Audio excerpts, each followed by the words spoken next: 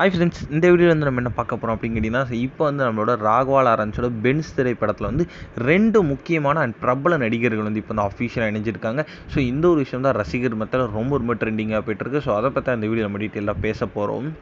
இப்போ வந்து நம்மளோட தமிழ் சினிமாவில் ரொம்ப ஒரு பெருசாக கொண்டாடப்படுற விஷயம் வந்து LCU, Lokesh cinematic universe. So அந்த ஒரு லோகேஷ் சினிமேட்டிக் யூனிவர்ஸில் ஆல்ரெடி நம்மளோட உலக நாயகன்லேருந்து தளபதி விஜய், கமல், ஸோ அதுக்கப்புறம் ஒரு கார்த்தி, இந்த மாதிரி நிறைய பேர் வந்து இந்த சினிமேட்டிக் யூனிவர்ஸ்லேருந்து இருக்காங்க.